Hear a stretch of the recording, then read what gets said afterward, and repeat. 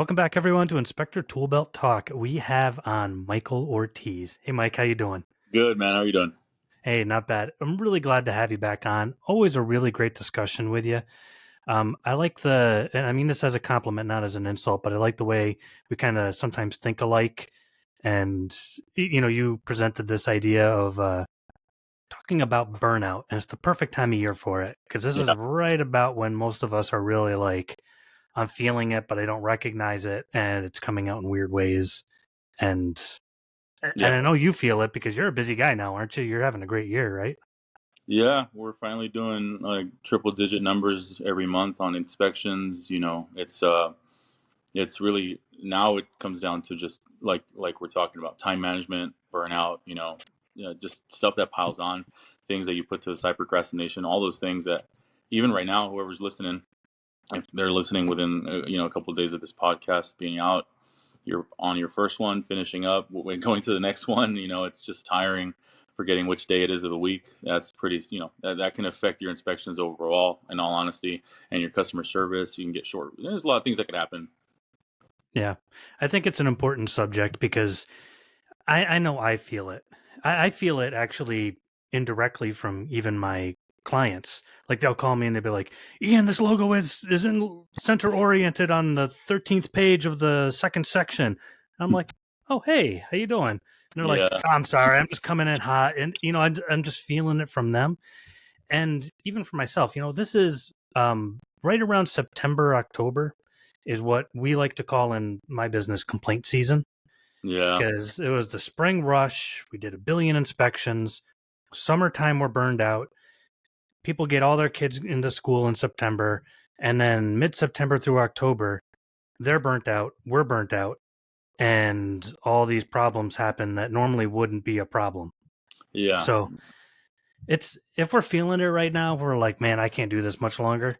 Whether it's from busyness or lack of busyness or just we have a lot of cranky people out there and a lot of rough inspections, this is yeah. the podcast for you. Yeah, depending on where you are, like for example, I'm in Southern California and I'm in the Valley High Desert area, so it gets to 102. Like we think it's a nice day when it's only 90 out. If it's 90 out, we're like, Mhm. oh, this is nice, okay. But man, our phones are burning out before we do. We're outside and my phone tells me you can no longer use the flashlight and it turns itself off for safety. You know, it's one of those things that you have to take into account when you're doing the inspections. I think the first most important thing is, I think my thing that because I don't trust call centers or Mhm. hiring someone to do the sales, because I feel like this is something that's my fault. I need to delegate more, but I can close almost 99% of the phone calls that come in, however I need to, and I can upsell services easily. But I think that what happens is that we get a bunch of calls throughout the day while we're also inspecting and trying to run the business, and we'll put on these holds for other days, right? Next Monday, next Tuesdays. And then by the time you figure it out, you've run out of inspectors to maybe meet one or two of those inspections. Like oh, Yeah. well, this guy's booked, that guy's booked. I'm like, I'll have to make this work to make it to this inspection because you overbooked, you double booked, because you're taking the calls and you're not managing like your calendar properly. You either take a note or you text back, oh yeah, we'll put you on for Friday. And the next person calls, oh yeah, we have a Friday opening. And you, for some reason, you put it on the same spot. That's one of the things that we're dealing with right now, is just making sure we get everybody on the schedule at the right times and all that. And then, yeah. Yeah, and that's a symptom of burnout. It's kind of like those trucker laws that they make where you can't drive past a certain amount of time or this or that. And truckers will always be like, "Oh man, I feel great." The problem is it's called the black dog effect. Like they start seeing like blotches in their eyes from exhaustion, and they always claim they see a black dog run Uh, across the road, and it's just actually a symptom of exhaustion. And things happen to us biologically that we yeah, don't recognize, and that's usually in frustration and making mistakes.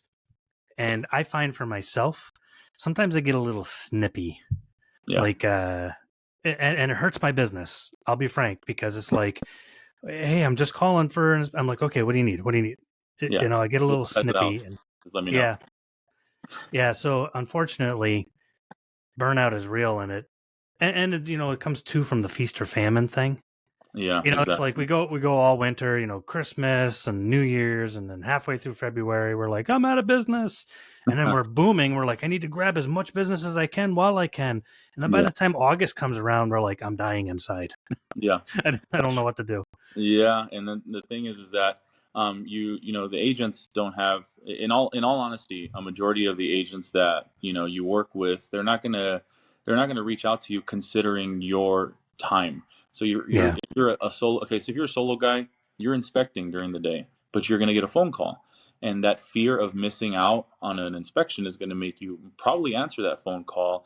If you're lucky, you have an earpiece in and you can answer it and get somewhere, but then you're distracted and you're not giving your best to the inspection you're at, meaning like, you're not being as, not thorough, but maybe you miss one small thing here and there because you're too busy trying to close the deal while inspecting. And then on top of that, if you're taking those phone calls as a solo guy, you're gonna struggle to kind of maintain that calendar, and then it'll just end up screwing you over later on when you get 1-star reviews because you double booked, or you canceled on somebody because you couldn't get service that appointment, or you misquoted them, things like that. Hmm. And then if you are really busy with the burnout, and then you're not going to do, like you said, you get snippy. You're not going to give your best summary driveway speech. You're not going to give your best, walkthrough on the house because you're tired. You're exhausted. You just finished the inspection and you walk up and now they want you to go over everything, and you're just in your mind. You're just like burnt out. You do get mentally burnt out. So you go like, oh yeah, you got a loose toilet. I don't. They're like, can you go show me? And then you get. And then you just like, you know what? It's all going to be in the report and the photos. And then afterwards, you think about it. You're like, it wasn't my best customer service situation. So it's stuff like that does affect you. That is a physiological thing. I think it's just it makes it to where you're only running on a certain amount of caffeine and a certain amount of knowledge, and everything else comes down to just habit. But all these distractions, the agents asking questions, and we know how real estate agents are. When they answer a question, they want you to answer just like that. They want you to text right back. And you're Hmm. inspecting, and you got to get your phone, you got to text back, or you freak out because an agent's like, "Hey, Mike, did the owner found a leaky pipe outside? Did you catch this in the report?" Now you got to go on your phone, hoping you have signal, go on your software, see what the report was, see and then while you're at an inspection, it's tough because if you don't get back to them right away, they get the question mark text, what's going on, and it's a lot. It can be stressful, and it can really make someone who doesn't have effective time management or effective stress management kind of have a panic attack almost while you're at an inspection. Yeah, and I mean, you talked about the physiological things. There's things like adrenal fatigue. I'm not a doctor. Look this stuff up if you like to Of course. understand it. But adrenal fatigue and things like that, basically from running on high levels of stress, our body becomes imbalanced with the chemicals, causes things like aches and pains, headaches, weight gain, all sort lack of sleep, and sometimes we don't associate all these things together. But let me ask you, I've this is a terrible thing to say. I've always used my max stress level as an indicator that I need to make change. Like when Mm. I hit my ceiling, and then one of my, David, who's been on the podcast a bunch of times, he'll make a comment like, "I think I think you need a break," and it's usually at that point that I'm like, "Okay, yeah, something needs to change." Are you seeing for yourself a need for change in your business that you're? Oh, yeah. So I'm a very talkative, friendly person, and I've noticed more and more because now that I have our team, they're covering a wide area. So it's a lot of just managing their appointments and the follow-ups and things like that, and the schedule. Really, it's just schedule time management. The inspections I go to, they're commercial or larger properties. You know what I mean? Some stuff that I can go out and do that is going to be time consuming and all that. So for me, I've noticed that whenever I'm at my highest stress level, I'm less talkative. I'm less, not unfriendly, but I am just focused. And I try my best. I try to catch myself. But and again, you want this is the difference between a solo inspector and the multi inspection firm, I think. And this is where I make a mistake sometimes. You always want the client to feel like you're the friendly neighborhood home inspector. But at the same time, when there's so many inspections happening, sometimes it does feel like you're working in your business, not on it, and you're just stressed out because of it. And I think that the way it affects me personally, okay, so you got to keep an eye on where everything is going financially, You have marketing, you have websites, you have the payroll, all that stuff, whatever it is. You got to make sure you keep track of that, because when it's busy season, it's easy to lose track of all of that. And then come the winter when it's slower, you're panicking again. So that's one thing, is just managing the finances for even a solo guy.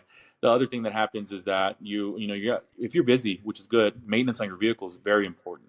Balancing the tires, doing the oil changes, all that stuff. You tend to forget that. And not only are we out there stressed out because of people and inspections, but we're also eating gas station food.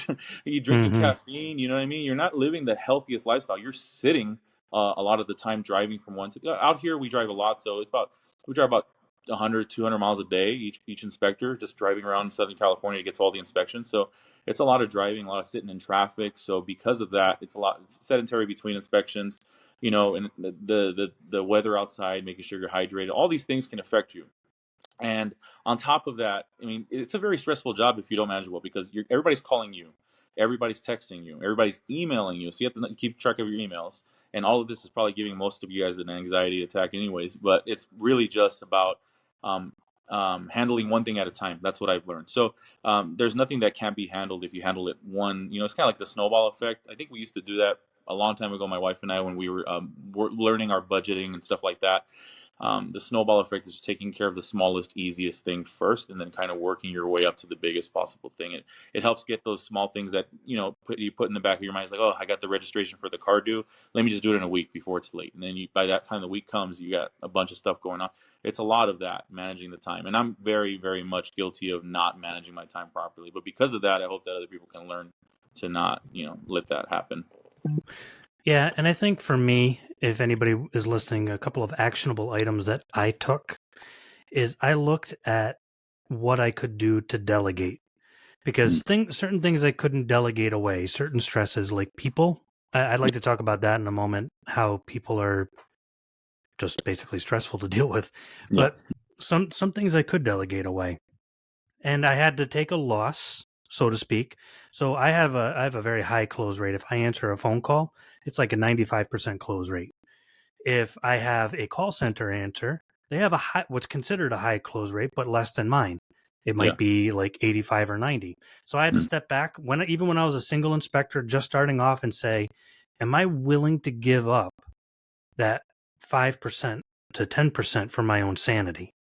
And I did the math and I counted the cost of it. And I said, yes, I am. And I actually went with the call center and took less business. And it didn't take long. I really didn't take a loss. They just had a lower close rate. But you know what? They were closing phone calls that I wasn't getting to. Or, so I had a high close rate if I answered the phone. So is that really worth our mental anguish? Or even just like follow up? Big thing for us in our area is picking up radon tests. Oh my goodness, that is the worst. If you drive 45 minutes to an inspection and you do a 2.5 hour inspection, that's great. But now you have to drive back 45 minutes, try to arrange it with the seller, try to get back in, 45 minutes back. Sometimes nobody would be there and you'd have to drive back. So you'd spend an hour to 2 hours just trying to get a radon test back. So I'm like, Yeah. okay, let me delegate that out. And for, man, I don't know, 10, 15 years, we've had a guy that's all he does is pick up radon tests. So sometimes when we hit our ceiling, taking something off of our plate and saying, okay, is this really worth it to me? Yeah. If I give this to somebody else, they won't do as good of a job. So I don't want to take away from like the quality of a home inspection itself, for instance. Yeah. But can I take away from the quality, hypothetically, of the number of conversions that we have? Yeah. Taking that off of our plate, like you mentioned, a website. A lot of us as single inspectors will do our own website. Okay, it's going to cost me X amount of dollars to have somebody else do my website, but is that going to save me 3 hours a month or 10 hours a month? Yeah. The taking stuff off of our plate is very important, and I find it very cathartic. Isn't the word cathartic is when you let out anger? So I'm trying to think of therapeutic when I finally do that, when I finally take something off of my plate. Even Yeah. that just helps my mental condition and deal with the burnout.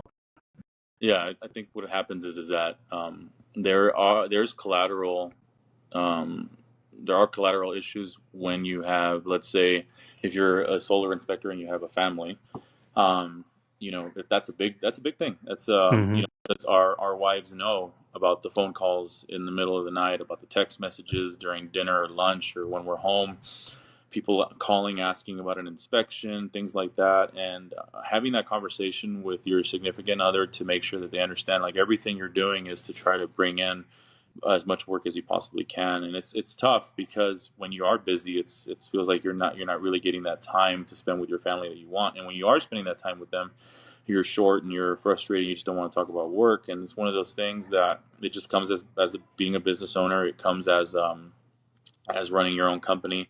And I think the biggest thing when it comes to that is communication and setting an expectation. You know what I mean? You want to make sure that you set an expectation of it's kind of like you're a salesperson and you're an inspector, so you have two jobs basically. And then when you're able to have another inspector work under you, then it just becomes time management and employee care and things like that. But I think the burnout part of it affects so many different things, and some things you might not even know it does, because it can affect your relationships, it can affect your friendships, it can affect, it can affect a lot. It can affect the time that you're supposed to be taking for yourself to just, take care of yourself, hobbies, interests like that. You got to think about it.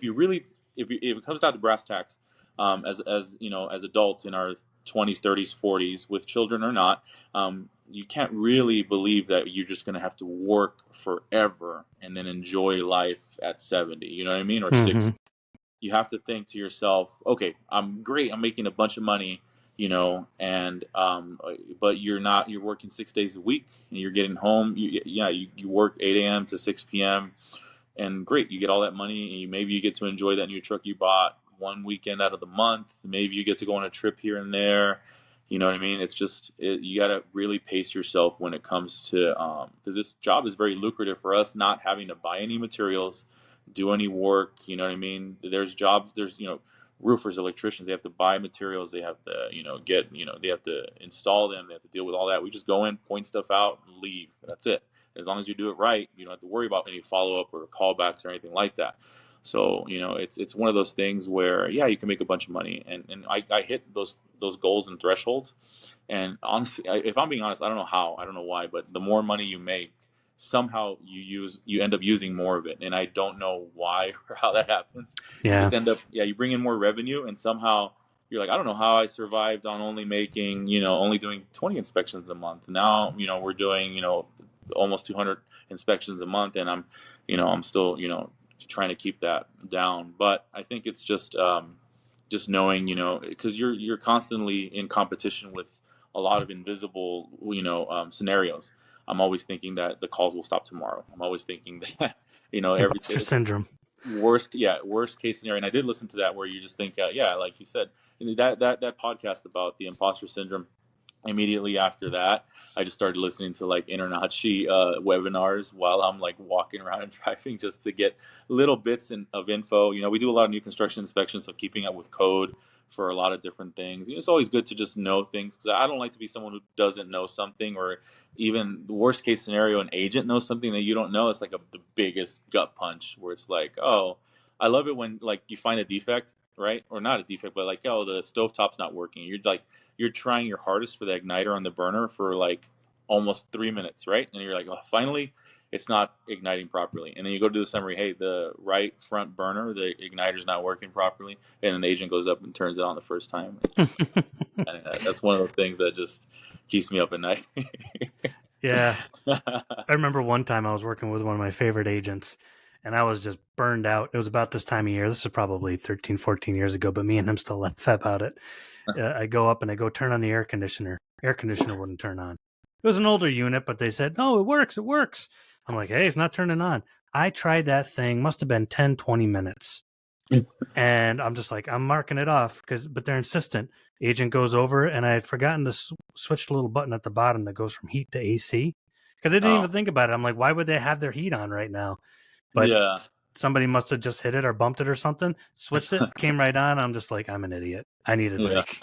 And I think I took that weekend off. I'm just like, all right, I'm done. Yeah. But imposter syndrome, we had that podcast that really drives us to push ourselves harder than we need to.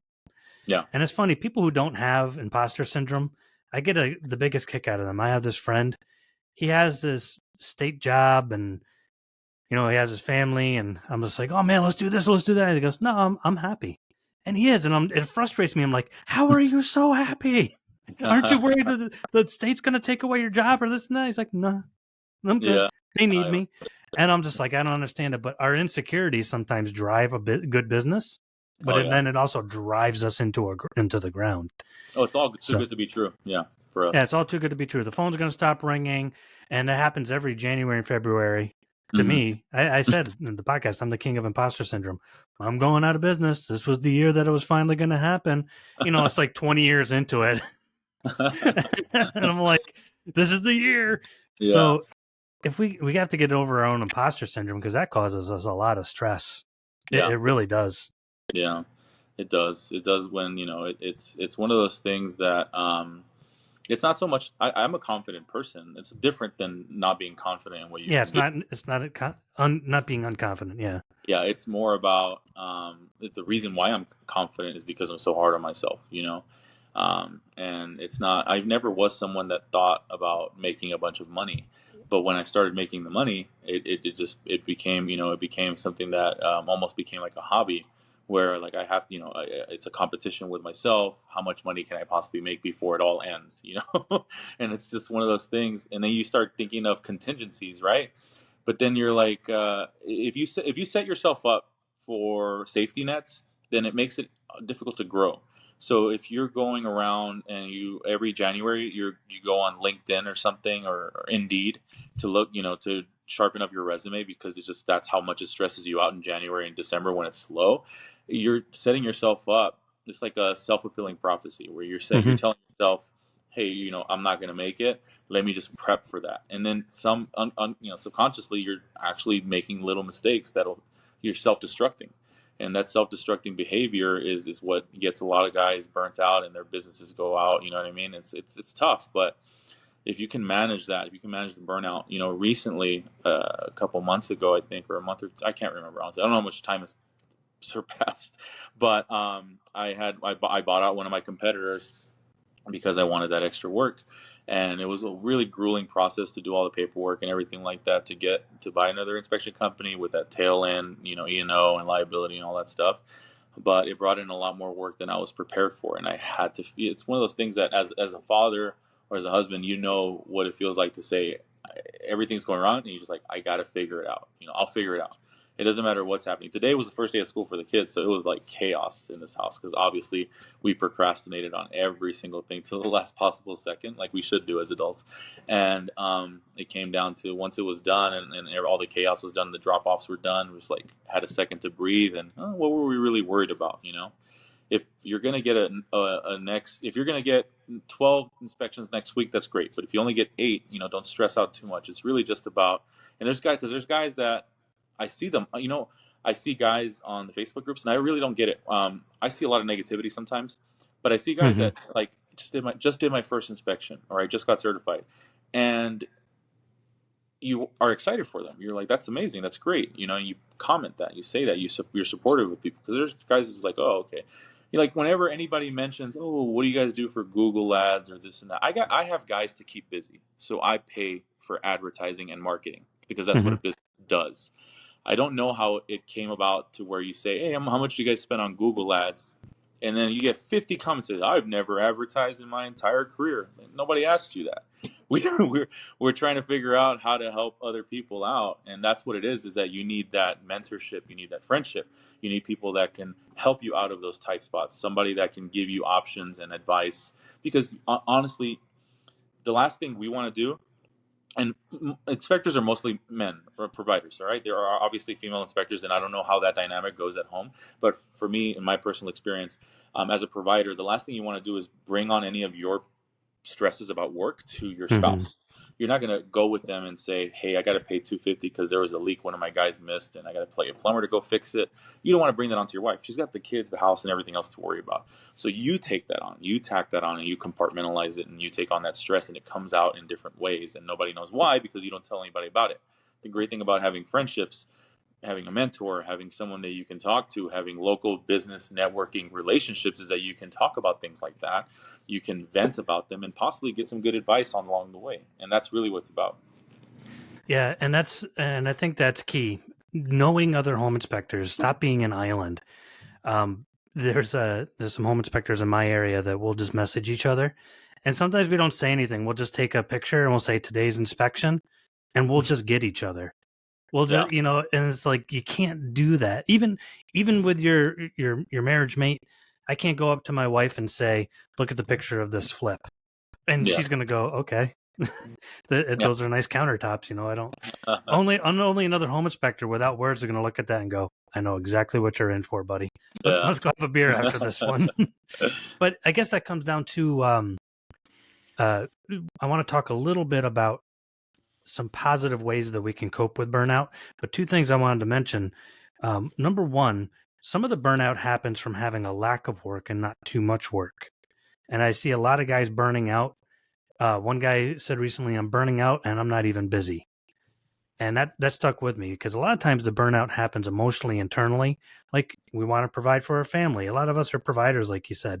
We want Yeah. to take care of things, and we wrap up our self-esteem in how well our business does sometimes, and that can be emotionally detrimental to us if we're not having a great year. But listen, a Yeah. lot of people are. Second thing is people are becoming more and more difficult. Actually, there's a government chart from there was a study done in the UK and one from the mental health professionals here in the US. And they said people's anxiety have been on a rise since they started measuring it somewhere in the 70s or 80s. Mhm. And since 2020, for obvious reasons, there's been a sharp spike. So the average person that we talk to is 10 times more anxious and on edge than they were just 20 years ago, let alone back in the 70s and 80s. And Yeah. even just 4 years ago, they're twice as anxious. Yeah. So when we're dealing with people, they are literally more difficult to deal with than ever before. And we could have everything going right. We have exactly 10 inspections a week. We work from 9 to 4 p.m. We come home with no report writing. We have dinner with our family and watch TV, and we have a great life. But then in reality, each one of those people sucks the life out of us in one Yeah. form or another. And it's cumulative. It's not just one mosquito, it's thousands of them Yeah. sucking the life out of us. Do you find that Yeah. too? I do. Yeah. And like you said, talking about a positive way of um, channeling all that stress, I I am personally in contact daily with like 3 or 4 of my competitors. Not Nice. like, yeah, not like down the street, but like maybe a couple cities down, here and there in every direction. And we call each other. Hey, you got time for one on Sunday? No, call Chris. Hey, how's work been? We just call each other like to see how busy everybody else is, and then to see if anything's changed. Talk, shoot this, because again, like you said, there's nobody to talk to about it, and um, I think that interests are very important.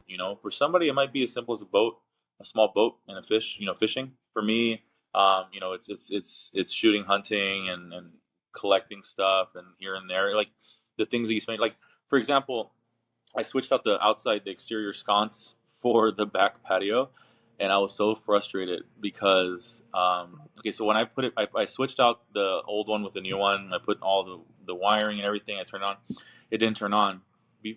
I don't know what I was thinking today. I think I had a brain fart. I took it off mad. Like, was one of the wires loose? Did the wire nut fall off? And then when I put it back on, I looked up and I saw the freaking dusk dawn sensor. I was like, Ah, oh, middle of the day. I was like, oh, wait, let me see. And then the light turns on. I yeah. was like, man, it just felt like an idiot. But stuff like that, I like doing little things around the house as much as I can. But keeping yourself busy, doing things that interest you, spending time with your family, those are all positive ways. And I get it. There's guys that are on this podcast because they're looking for an episode that will help them make money. When I first started listening to your podcast, it was like, hey, I need to listen to the episodes that will help me make money. Um, this is important because even if you're not making a bunch of money, if you're doing 1 or 2 inspections a week, you have to mentally prepare yourself for what's going to come of that. We're giving you advice based on our own experience, because if you work hard, you will get to those 10, 12 inspections a week. Yes, that'll come as long as you stick with it. But while you're while you got plenty of time right now, use that to manage your time appropriately, to set up boundaries and procedures so that your agents that refer you know what to expect of you. If they know that you can do, if they one time ask you, can you do a 5 o'clock inspection? And you don't want to, but you're like, I need the work, and you do it. Now, from now on, that agent's like, oh, this guy can do 5 o'clock inspections, and they're always going to expect that. And you're never going to be able to say no because, but you can say, hey, the latest we'll do is 3 o'clock or something like that, and then that way you set that boundary.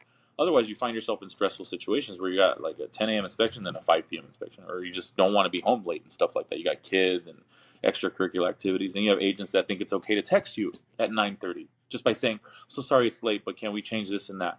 But instead of you having your phone silenced, notifications silenced after 8 p.m., your hours updated on your website. So they know, oh, it's too late to reach out to Mike because it's past. I know all of you want to be answering the phone 24/7. You'll wake up at midnight if somebody's calling because people are inconsiderate. Mm-hmm. That sets up a bad precedent. And then next thing you know, you're answering phone calls when you don't want to. You're taking appointments that you don't want to take. You're working on Sundays. If you put yourself, I'll never work on Sundays, but somebody really needs it, and they're asking you, and they're like, we'll give you more work, and you do that Sunday appointment. From now on, that agent will always know that you will do Sundays, and it sucks. And I know it's hard to say no or set boundaries. It's like dating, honestly. You're going in and you're like giving your all, but that's not how you really are. That's not what you really are comfortable with. And then they're going to find out the hard way that, oh, I can't really make it at 5. What do you mean? You've been doing it for me for years and stuff like that. So just it's about setting a precedent for yourself and what you expect. If you're a single guy and you don't mind doing 5 p.m. inspections, go for it. But for me, I don't like it at all. Yeah. I think that's a really, really fantastic point.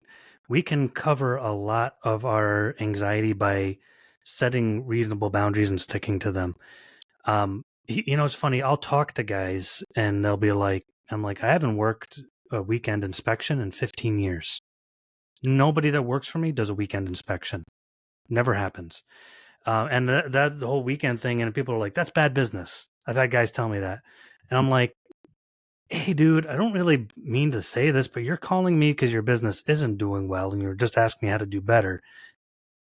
I feel like maybe you're thinking about it backwards, because think about some of the people that have been on the show, like yourself, all these amazing, successful home inspectors, some of them owning or having owned some of the largest inspection companies in the world. Mm. And they're like, oh yeah, we don't work Sundays. No, we don't answer the phone after 7 p.m. Yeah. And yet we're saying that, oh, the only way to success to do the opposite of what all these other guys who are successful have done. They did it because, like me, you probably did the same thing. You're like, man, people are really getting to me. So then why am I answering my text messages and emails after 8 p.m.? Yeah. Okay, phone goes off, it goes on silent. I'll deal with it in the morning when I get up. Yeah. That's Exactly. it. Yeah. Or I have this thing now where first thing in the morning, I get up early. And if I have an early appointment, I get up even earlier. I have my cup of coffee, I read a little bit, and I sit in my sunroom and I stare at the birds for a Yeah. minimum of 30 minutes. And I don't care if I have a 6 a.m. appointment. Cool. I'm getting up at 5 a.m. so I can have that half an hour to get ready and a half an hour to look at the birds and drink my coffee. That has done more for my mental health than anything else, because I don't answer phone calls. I don't answer emails. I read and look at birds and drink coffee. The more we can do stuff like that, a little bit of self-care. Yeah. Man, I don't even know how I did it before I did stuff like that. Yeah. Setting boundaries and realizing that work is not life. Work allows us to live. It doesn't, it's our life doesn't originate from our work, although it's integral to who we are. But, yeah, exactly. I think that and if you've been doing this long enough, you know that the most calls and texts you'll get is when you take time off, in all honesty. oh yeah, every vacation. Yeah. If we went to go to somewhere where they had this pool, and we were with the kids, and we're in the pool for a couple hours, and I go back and look at my phone, it's like 15 missed calls, 30 text messages, this and that. It's tough, and then you sit there for like 20 minutes trying to respond to everything, and it's like you find yourself thinking, okay, well, what kind of boundaries can I set to make sure this just doesn't happen again, or an away message or something like that. And I think it comes down, I'm getting to the point where Right now, I'm going to set up standard operating procedures so that basically the business doesn't need me to run it 100%. And then because of that, it'll open up more time for myself. Prepping my agents who love me for my work to expect the same amount of the same kind of work from my inspectors, so that I don't have to be personally at these inspect. They're because they're always like, Mike, I want you to come inspect. Is it going to be you, Mike? Is it going to be you? What I want to make sure I want you. I want to request you. You can get past that. Even the agents that have been with you forever, if you introduce them to inspectors while you're training them, you show them the ropes, all that stuff, the agents will come to like them. And then eventually you will have that time to do what we want. All we're doing is managing the business from a certain time to another time, and then you have the room to hire someone to manage any kind of customer service issues. And there's it's now it's about just producing the numbers. Now it's a numbers game. Now it's not so much, oh, I got to get 10 a week. Now it's now that I know I'm going to get you know 30, 40 a week, I need to now make sure we're at a good price point, that we're making a bunch of money, that we're doing the ancillary services, that every guy, every one of my guys is doing like 6, 7 sewer inspections a week ever since we added them on. And it's like that's a lot. That's a lot that brings in just on an ancillary service. So I make sure they're on it. And then we add pool inspections, like a lot of stuff that you can do to make more money with less work, like adding on sewer, adding on pools, will mean that you don't have to try to stress out about getting too many inspections. The ones that you get, you can have an average ticket price of $900,000, whatever it is.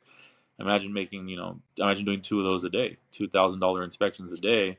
You're sitting pretty, and you're only dealing with 2 clients. Well, there's guys in my market that are charging $199 for inspections, $199 for full home inspections, and their motto will match any price.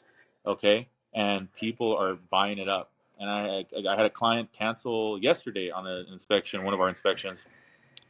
They're like, we're canceling because of the price. They signed the agreement, everything, but they're canceling because it's too expensive. We're going to try to get the seller to pay for it. And in my mind, I'm just thinking, the old me, when I first started, I would be like, what price do you want? I'll match whatever budget you have, or this and that, because I was desperate back then, Mm-hmm. Now it's like, okay, that's fine, that's understandable. You know what I mean? It's like, I'm not gonna try to explain why my value is more.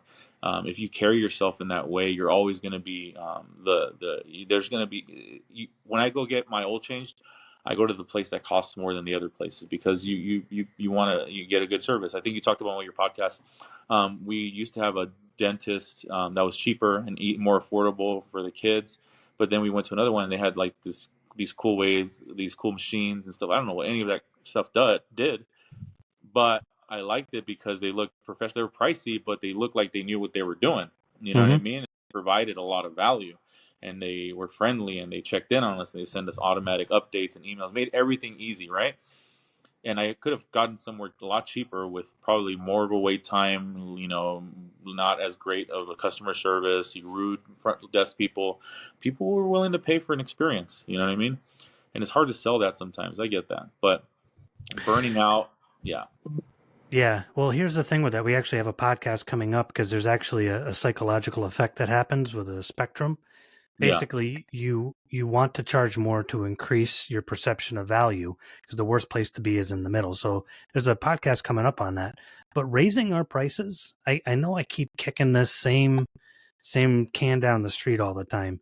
That was one of the best things I ever did for my stress level. Because now Yeah. I know if I'm charging $1,500 for this inspection, if they're annoying, I'm like, you're paying for how annoying you are. But 99% of the time, the person paying $1,500, they're not an annoying client. Yeah. They're just like, oh, cool, you do your thing. We trust you. We paid you this because we trust you.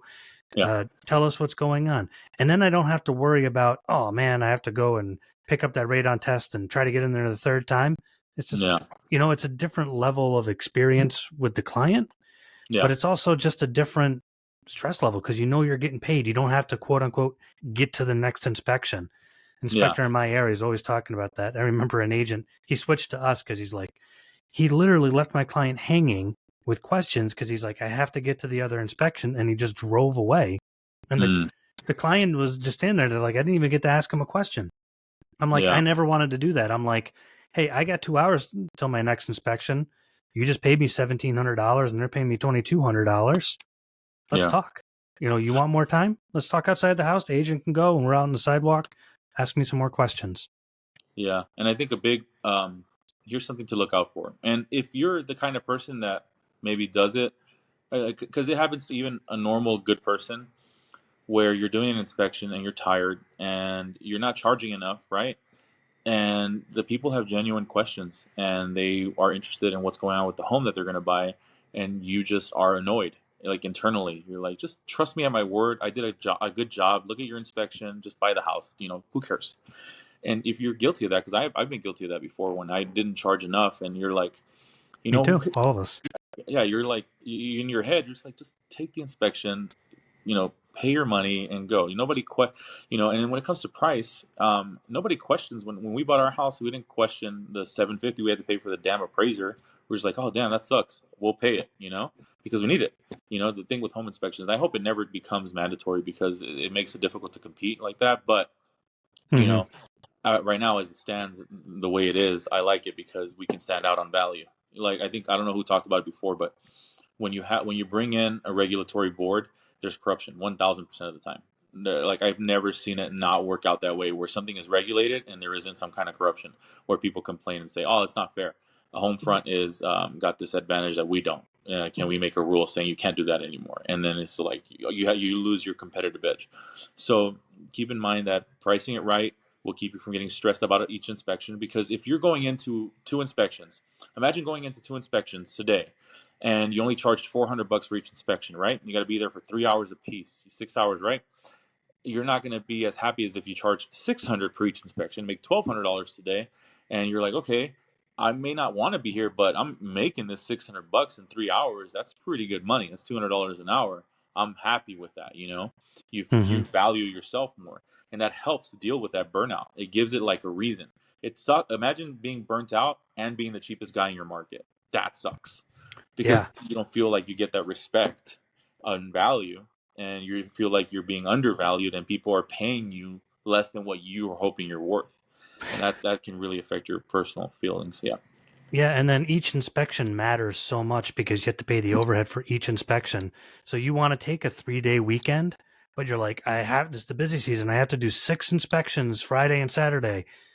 And it's like, okay, well, if you had made more money the first 4 days, You wouldn't have to do you that. you wouldn't have to do that. You could take a break and then be fresh Monday for your inspection. I We could preach that all day, but listen, Yeah. burnout is real.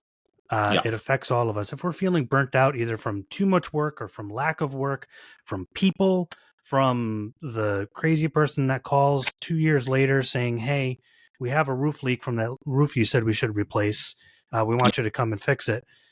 You're not alone. This is our life, but it kind of really starts to hit hard right about this time of year. I know I start to feel it. So if you're feeling it, listen to Mike here. He knows how it feels too, and do some self care.